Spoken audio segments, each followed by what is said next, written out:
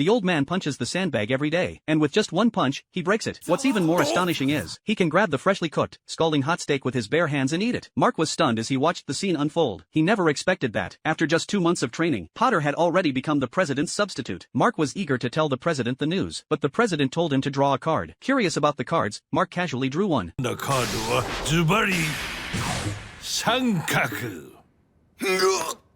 Soon, Mark understood what the president meant. The president had already lost interest in substitutes. It was just a passing fad for him. All the hard work Mark had put in for 3 months was wasted. When the subordinates heard the news, they were on the verge of collapse. Now, Potter had become a fool obsessed with eating steak, and no one wanted to abandon him at this point. At that moment, Fujino entered the office, saw the substitute sitting there, and Mark told him everything. Fujino voluntarily offered to help Mark solve the issue. That night, Fujino took Potter to the outskirts, stopped his car by a field, and placed a steak on the ground. Potter saw the steak and immediately ran over, devouring it eagerly. Fujino threw some money on the ground beside him, then quickly drove off. He had abandoned Potter without a second thought. Mark was furious when he learned this. He felt that Fujino was incredibly irresponsible. So the three of them started searching everywhere around where Potter was abandoned. They had been looking all day, but had found nothing useful. As the heavy rain poured outside, the subordinates grew increasingly worried about Potter. Suddenly, they heard a familiar voice, thinking it was Potter. But to their surprise, it was the president who appeared. Fortunately, Mark stopped him in time, or the consequences would have been unimaginable. Mark reassured his subordinates not to worry, and the three of them went to the meeting room. However, they heard the familiar voice again, and the subordinate hurried downstairs. To his surprise, he saw Potter at the door. When he saw Potter, he was overwhelmed with joy and happiness.